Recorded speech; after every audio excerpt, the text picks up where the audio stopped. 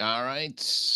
Here we go. Good morning, everybody. This is the All About Nothing podcast kind of daily show. I am Barrett Gruber, host of the All About Nothing podcast with Zach King. You can find me on social media at Barrett Gruber. Joined with me, Mr. Bill Kimler, host of Black, White, and Blue in the South with Dr. Jamil Brooks. You can follow him at politicalbillsc. We are recording going live every Tuesday and Thursday at 5:30 Eastern, which is my fault. Barrett, that delivery was flawless. You don't get enough credit for when you can actually go through a printed copy without making a flub. I'm going to give you credit. That was good. Good delivery. That's because I give myself I take away all my credit when I flub them. When I mess it up real good is when I bring the most attention to it. So, how are you? How was your weekend? I'm super fantastic. The weekend was nuts. I went to something for the first time in my life, a little thing called Banana Ball. Yeah. Went and saw the Savannah Bananas up at Death Valley in Clemson, and yeah, it was something. 80,000 people. That thing sold out. 80,000. That was more full than I have. Well, I mean, Clemson fills up every game anyway, but like to see that many people on a Saturday evening in April is weird. But I turned it on. I watched you guys on ESPN. I kept it was looking televised. For you. Oh yeah. Oh, I didn't know that. Did you see me? I did look. I was the guy sitting there reading my book. No, stop. I'll be honest with you. This is not my thing. Look, it is. They tried. They put on a good show. I have to give them credit, but it's just nonstop party music for 4 or 5 hours straight, even while the game is being played. And it's not a real game, of course. You know, they got a guy on stilts who walks up to bat. They got shirtless men in the outfield doing backflips. I mean, if you're looking for an all-male review, I guess that could have been your thing. Yeah. But it wasn't my thing. It was okay. The kids loved it, I suppose. I think my wife loved it more than anything. It was really her thing.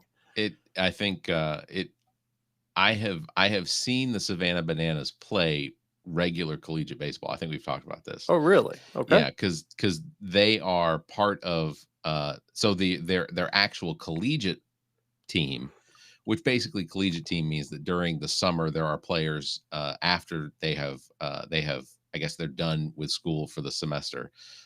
There are baseball players who didn't get drafted or maybe did get drafted but intend on returning to college.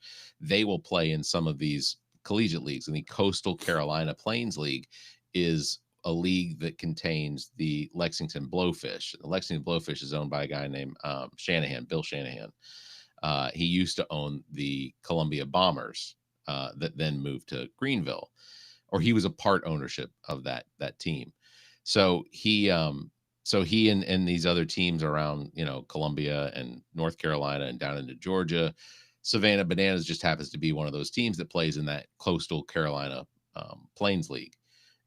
But the owner or the guy that owns the Bananas, basically they were losing money hand over fist, and he came up with this idea to get something more entertaining that would keep people in the stands, would keep people buying, drinks and food. And it's been unbelievably successful. ESPN's going to air 10 of their games this season. And I knew that I was not in for a serious game when, the team they were playing was a team called the Party Animals. Yeah. Yeah. All right. So it was the Bananas versus Party Animals, and they were all doing like the Rockettes kick dance on the sidelines. And I'm like, okay, this isn't going to be a real competitive game. Well, and it was interesting. They converted the football stadium to a baseball field, but there's only so much they can do because it is a perfectly rectangular field. So they can't convert it to a legitimate baseball field. So left field was like 3 feet long, right? Very short porch. So homers were being knocked out of the park in left field, and right field was about a half a mile. Yeah. So it was really funny to watch just how they tried to convert it, and they played a full 9 innings. Yeah. I don't understand the points system to it because they have runs and they have points. Well, the runs don't count. Basically, you're looking to win the inning. Okay. And if you win that inning, you get a point. and then I they tally up the see. points at the end of the game. So you could, win an inning 100-0. That's just 1 point. Okay. So the points are the only thing that counts. Okay. All right. Yeah. Well, that you know what? That makes it considerably easier. And I guess if you have more winning innings at the end of the game, then you're the winner. Yeah. So I Even think if you have there were these goofy rules that they had, like if you walk a batter, the batter can run and take as many bases as he can get, but the other team has to touch, like every player of the other team has to touch the ball. And then as far as you've got, by the time that every member of the team, including the outfield, have touched the ball, that's where you get with your walk. And so there's like a race between a walked batter and the rest of the team throwing the ball like crazy, running around. That's fun. The challenge rules were fun. If somebody wanted to challenge an ump's call, each of the coaches has a certain number of challenges, but they also pick a member of the audience and suit them up to be able to do a fan challenge at some point. And they shoot a rocket of glitter, that shoots those colored smoke in the air and glitter or something to let the people know that there's been a fan challenge. Yeah. All right, so that's cute. So there are other things like that that I thought were fun. Oh, they also keep track of, on the scoreboard, they keep track of trick plays.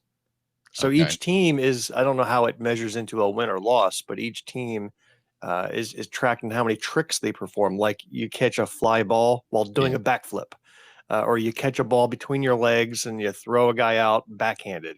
Like those are all trick plays. And the Bananas had some pretty impressive trick plays. Explain, if you can, the foul ball catch by the fans, because if a fan doesn't bobble, if a fan catches the foul ball, then the batter's out. The batter's out without now, if it bobbling. bounces or hits anything, anything like that touches the ground, it doesn't count. You have to have a clean catch. And then the batter is out. See, that also, it seems very interesting. Like you're getting the fans involved in that, I guess. I saw a video yesterday. Oh, I should have shared it with you, Barrett, knowing you're a baseball fan. The most amazing athletic achievement I've ever seen. It was a guy in the stands. It was a dad. He was holding his infant kid, maybe 12, 14 months old, in his arm, and a beer in his other arm. And then they showed it in slow motion. A ball comes flying into the stands right at him. He drops the kid, still holds on to the beer, grabs the ball with his bare hand, and then is able to scoop up the kid before the kid hit the ground. And not spill the beer. He has everything. He has the ball, the kid, the beer, and not a drop was spilled. Yeah. And it was the most amazing athletic achievement I have ever seen. I'd put him up against any Olympic athlete, the Saquon Barkley backwards hurdle when he ran that thing was nothing compared to what this guy did. Yeah. It was incredible. I've seen that clip. That was really good. When you say he drops his baby, he lets go of this child. And in that split, he let go of them in that split second, had the agility to catch the ball, readjust, and grab the child before the child has even dropped like inches. Like it's all very, very fast, and didn't drop any beer. You want to know how a real life Spider-Man gets revealed, by accident. Like this guy needs to be tested as a mutant, because this is not the kind of thing any human has that capability of calculating. It was amazing. Yeah. Well, I hope that one day I get to see the Savannah Bananas. I am in the lottery for tickets, so my day may eventually come. Yeah, we got Mike got 6 tickets through work. She paid the nominal fee. It was like $40 a ticket, and it was good seats too. We were right there at the 50-yard line, which would have been awesome for football. Yeah. And first level, we weren't ground level, but we were the next level up, so we weren't up in the nosebleed seats. So it was really good seats. Yeah. 2 of the seats we couldn't fill. So she sold them on StubHub and got triple the price that she paid. Wow. That's fantastic. And they were snatched up within a half hour. I mean, they were snatched fantastic. up the night before. They are in demand. Yeah. Yeah, absolutely. I was going to mention that tomorrow, April 30th, is the last day to nominate podcasts or anything for the Best of Columbia. Best Local Podcast is what the All About Nothing podcast is up for. I'm going to assume that people did take you at your word and wanted to nominate Black, White, and Blue in the South. So we we will find out in a few weeks who all got nominated. But tomorrow, April 30th, is the last push for that. So I've been watching the numbers. We are running away with it. I'm sorry to say. that's fantastic. I would love that. If we blocked out, if between yours and mine and maybe, I don't know, any of the other potential podcasts that are not part of a cult, it'd be really nice to block out some of the other podcasts. Agreed. Agreed. You know what else tomorrow is? April 30th. What is it? It is the last day to file your taxes in the state of South Carolina. Is it? Is it? Yes, we got a 15-day extension because of the hurricane back in September.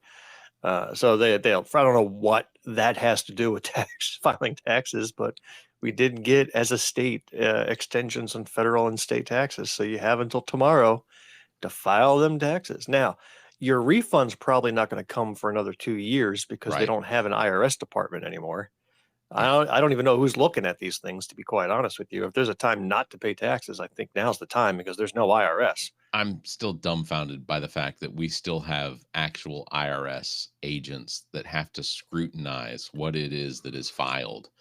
Like this to me, day and time technology, this should completely be automated. We shouldn't even have to file taxes anymore. Our employers. Well, no, think about it. Think about the practicalities. You still have to, contribute your charitable donations, your deductibles. There are things the IRS can't know, but that would impact what you owe or what you receive back from the government. We could do all that online. We don't have to. Okay. So that's true. So you still have to file online. Like I still need to go online to report. Yeah. These things. Tuition and other aspects. But the Biden administration, I think, tried to implement a file for free. Online. Like that to me makes sense. The government's requiring me to file taxes, and they're now providing a service where you can do so online. Yeah, gone now.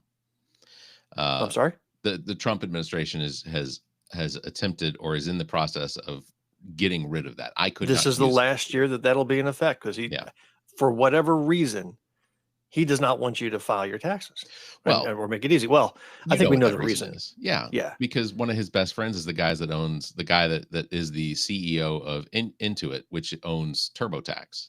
Right. And whether it's TurboTax or H&R Block or TaxSlayer or any of these other companies, which I'm not going to give dings for because it feels gross. But because those are huge donors to his campaign, doing away with the federal free tax filing was absolutely a mission as a favor to his friends. So I attempted, I don't know, over the course of 6 or 7 hours trying to file through the IRS's free tax filing this year and could not get it processed. Oh, wow. The system was too slow. It found there were errors that were not related to my input of my tax information. That were kept coming back. So I had to eventually go with TurboTax. I mean, I could have written it all out and mailed it in, but there's a sense of security doing it online where even the free tax filing software would tell you if something didn't add up. If something seemed incorrect, it would tell you ahead. And that will be gone after this year until potentially we have, it's still out there in the system. It's still, I mean, turning it off is basically just taking away someone's ability to access it. So hopefully in the future, that will be something that comes back. And it's a certain group of people that would use it. It's not the wealthy who have accountants. Correct. It's the regular folk that need a simple system to file their taxes that this administration is removing. Yeah, absolutely. I also, Robert Kennedy Jr., the Secretary of Health and Human Services, did hold a press conference back on. Yeah, I sent you a clip of that press conference. Don't you remember? Did you? You might have. Remember that scene from Dune? Oh, that's right. I having two children that are on the spectrum, his whole take on autism really, really pisses me off. Ooh. And knowing so many parents of children that have autism, that have potentially never been diagnosed, but recognizing what my children, their behaviors and their responses to just regular, situations and things like that, and how their mind seems to operate off of responding to those situations.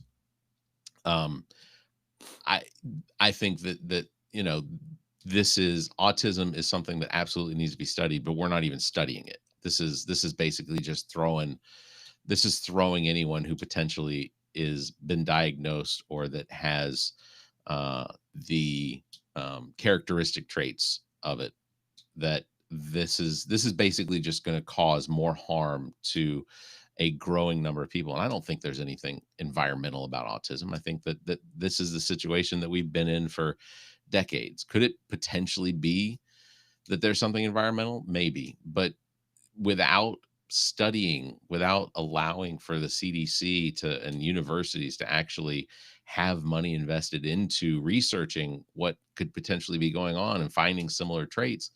Well, good thing the government is funding this research at record rates. I mean, that's just Yeah. no, it's not happening. No. No, I was most disturbed at what he said about the fact that, let's see, Kennedy, he said that many autistic children were fully functional and regressed into autism when they were 2 years old. So he apparently believes, of some reason, that autism sets in at 2 years old. He said these kids will never pay taxes. They'll never hold a job. They'll never play baseball. They'll never write a poem. They'll never go out on a date. Many of them will never use a toilet unassisted. Uh, that to me is extremely frustrating, to generalize and basically just demoralize what is, again, a growing population of people, as we are beginning to recognize. I don't think there's any difference in the number of people that are autistic. I think this is just it's being brought more attention to it because the diagnosis of it is getting better. The ability to test children and adults. I work with several people that I recognize as being autistic and ADHD. Have they ever been tested? Probably not, because they're as old as I am, or maybe a few years older. And this is the kind of harm that an administration that has no, I'm keep clicking my pen, sorry, has absolutely no intelligence. There's no ability to think rationally about anything. Everything is whatever it's going to be to get the most attention. Is Donald Trump I tell you selling? what I miss. I miss the days when I was growing up, 80s, early 90s, where if you were a government official, let's say, I'll pick one at random, the Secretary of Education for the country, and you get up on stage and you start talking about how they're incorporating A1 into all of the schools and how wonderful A1 is, you wouldn't have a job that afternoon, Yeah. right? By the time you left the stage, you would be out of a job. And today, that type of idiocy is celebrated and rewarded. And I want to go back to where we were great, because this ain't great. This is We shit. we have a Secretary of Defense that now has, on at least two occasions, maybe it was under the same scenario, it was under the same situation, but in two different private chats on a non-government authorized phone, which means that he had his government phone, and then he had his personal phone, that both had Signal installed on them, and he had basically the same information he was publishing to two different chat groups on two different devices. And when something like that happens, which is absolutely, that should be recognized as a leak. Like, he wants to find out who the leaker. It's him. The call is coming from inside the fucking house. But and then he will, like, he has an entire team that basically just gets him off for what it is that he's done. He disclosed security information over these group chats. One of these group chats included his wife, who I don't know what he did in his past to now require that his wife is able to monitor his Signal chats. But I have thoughts. Um, but it also included that, his brother, his personal lawyer, And then on the other side, a bunch of on his work phone in another signal chat is a bunch of people that potentially should have been involved, but it would have been done like in a secured room. Like they wouldn't have discussed it outside of the room. Didn't they pick up 2 Russian spies recently and discovered those Russians had Pete Hegseth's Yes. personal cell His number in their personal cell phones? number. Yep. And I thought, what's the big deal? I mean, I've got his personal cell phone number. I thought everybody did. Hegseth's number is kind of out there. It's common. It's like Yeah. 8679305 now. It's that popular. So I'm like, what's the big deal? So I think they're just making a lot out of nothing. It's just it's unbelievable to me the level, and I don't think Pete Hegseth or RFK Jr. or a Caroline Leavitt, who basically acknowledged yesterday that the White House will certainly go after Supreme Court justices if the Department of Justice considers what the Supreme Court is doing as illegal in the eyes of the administration. So let me ask you this question. Have you considered going to one of those 50-51 protests? Yes. Yeah. So you've considered it. I have you considered think there's a chance that you'll actually make it out there with a sign in hand and walk with the crowd? I don't know that I'll have a sign in hand, but I've considered going. I know that I think May 1st. I think your sign would say, nominate All About Nothing for best pod in Columbia. And you'd walk up and down the street with that. That's fair. Yeah, so you're just a shill for some reason. Yeah. No, I have considered it. I have several friends that have attended. Sarah Jane Byers, who does the diatribe once a month here on the podcast. She has attended several of them and she has invited me to come do them, to come with her. And I believe that May 1st is the next one here in Columbia. I think the next one across the country, but like I've seen the size of the crowds. They seem to be getting larger, and it's happening in more and more cities, not just the capitals. I don't know what outcome it's going to have except to enrage Trump. I mean, his poll numbers, we've dipped into the 30s as far as approval go. And all of this, I think, only pushes him to become more angry. And when he's angry, he reacts. Now, his reactions a lot of the time just come off as unintelligible gobbledygook off of his true social posts. But he's got the power of Vivek. Is it no, not Vivek? Kash Patel of the FBI, who is. I'm a shill. I mean, he's a shill. He is. He will literally do anything that Donald Trump tasks him with. It's the whole group. It's the whole, from Pam Bondi to the entire Justice Department. It is an absolute. It's surreal. It's absolutely surreal. Yeah. To see the bold-faced lies, to see the bending and the twisting. I got into a bizarre online debate with somebody yesterday. In a local community group, somebody posted a poster, and this poster was just hurts the eyes. I mean, it was 100 images, lots of colors, 50 different fonts, all different colors. It was somebody who had discovered Canva for the first time and decided, throw everything on the screen. But it was the headline was Memorial Day celebration this weekend in Abbeville. And Abbeville, by the way, was at the birthplace of the Civil War, right? Yeah. Or was it it was the birthplace of the Civil War. And on a location called Succession Hill, they were holding a Memorial Day for the Southern, military. But all the pictures, every last one of them, were Confederate flags and people, cosplaying as the secessionist army, the Confederate Army. And then in small print at the bottom, it said to acknowledge or to memorialize, Confederate Memorial Day, which is on May 9th here in South Carolina. Yeah. We actually have a Confederate Memorial Day. Yeah. But the top headline didn't say Confederate Memorial Day. It said Memorial Day. And the debate was, you can't have Memorial Day for Confederate soldiers. By definition, Memorial Day is to remember U.S. soldiers. Yeah. But once you've succeeded from the U.S., you are no longer a U.S. soldier.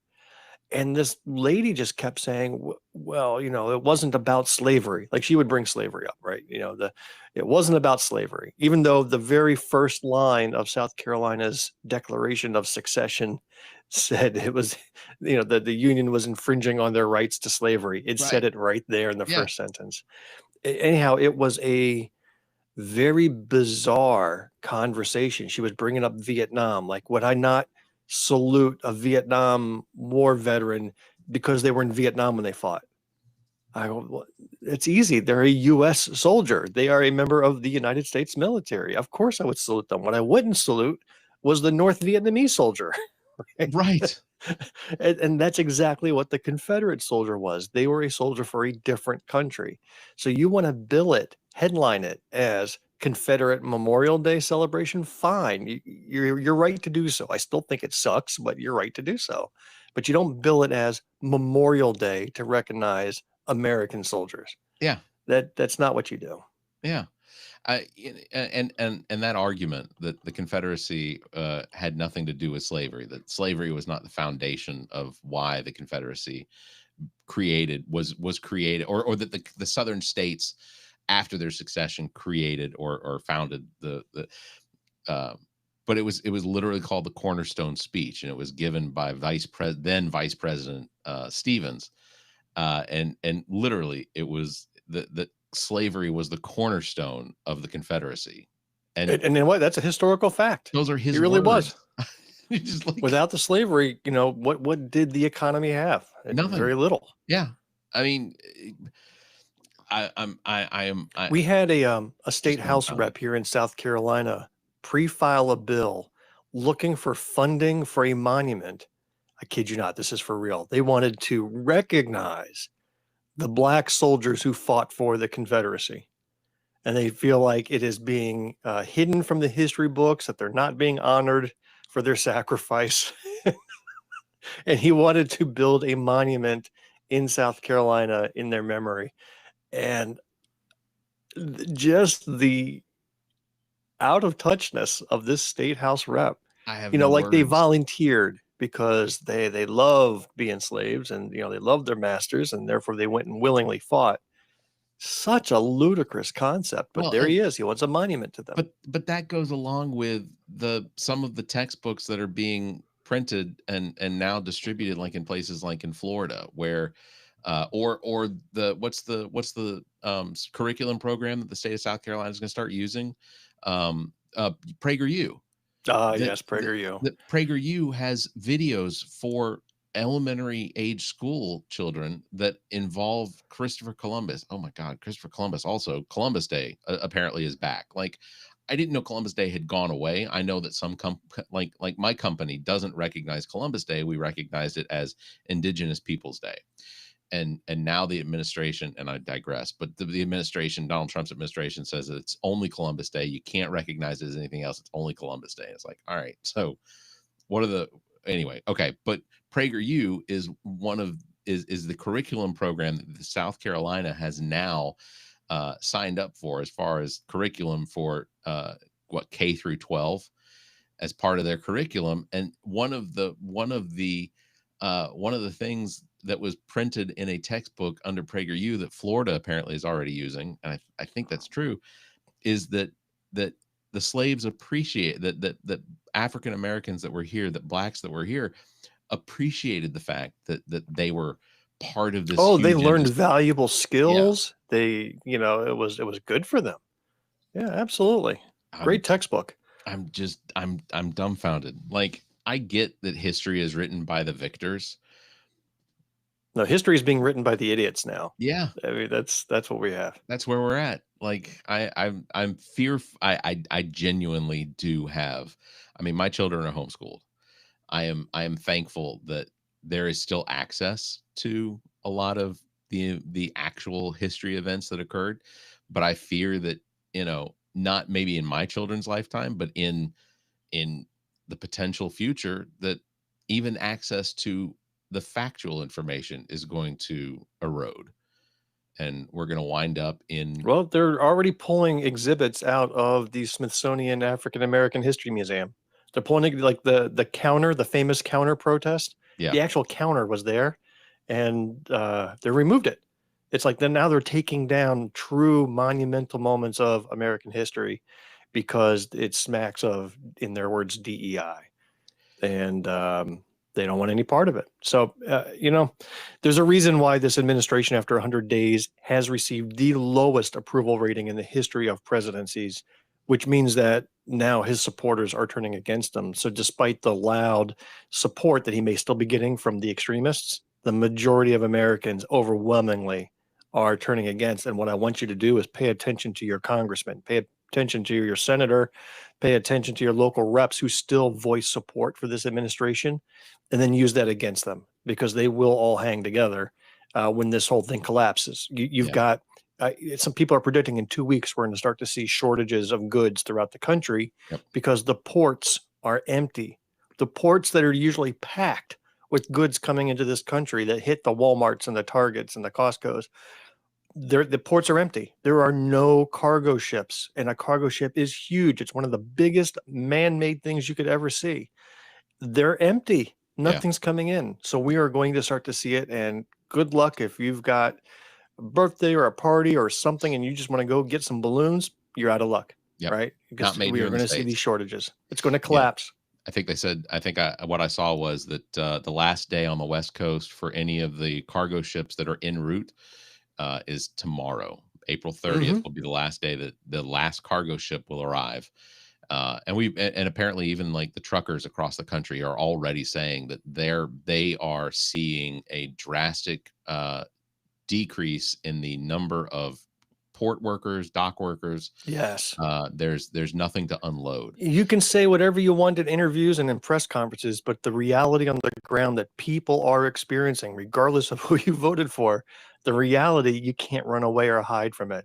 Yeah. You just can't. Yeah.